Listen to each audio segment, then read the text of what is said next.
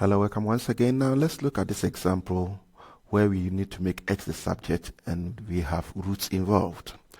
So in this situation, we can see that we have to make x the subject and x is locked under a root and is on numerator at the same time denominator. So the first thing we need to do is to get rid of the square root sign.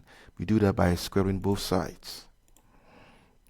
So when we do that, we're going to have y squared equals 3x plus 1 all over 4x plus 3. And the second thing we need to do is to cross multiply.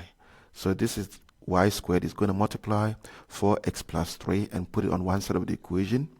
And 3x plus 1 will also be on the other side of the equation. So we do that by multiplying y squared by this. And that will be on the left hand side. And 3x plus 1 is on the right hand side. So because what we are looking for, make x the subject, is actually in a bracket, we need to bring it out of the bracket. So we start by expanding the bracket. Y squared times 4x, y squared times plus 3. So we're going to have 4xy squared plus 3y squared equals 3x plus 1. Okay. Now, we need to group all the x's, all the terms that has x on one side of the equation. So we're going to get rid of the positive 3x by taking away 3x from both sides. So when that happens, you realize that this side is only left with what, positive 1. And we need to make sure that we have 4x y squared minus 3x. We cannot simplify this, so we leave it as it is for now. Then the next step is we make sure we don't need the 3y squared because it doesn't have x on this side. So we're going to subtract from both sides 3y squared.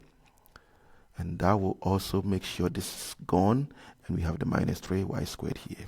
So we have 4xy squared minus 3x equals 1 minus 3y squared. We are getting close to the answer. Now to make sure we have x as the subject, we need to factor out the letter x. So when we factor out letter x, we can have 4y squared minus 3 in bracket equals to 1 minus 3y squared. And x is multiplying all that. And if you want x to be the subject of this particular formula, we need to divide both sides by 4y squared minus 3 so that we can cancel out. And therefore, x will be equal to the expression we have here. So x is now equals to 1 minus 3y squared all over 4y squared minus 3. So it's all about knowing your factorizing, how to expand brackets, and you'll be able to do change of subject.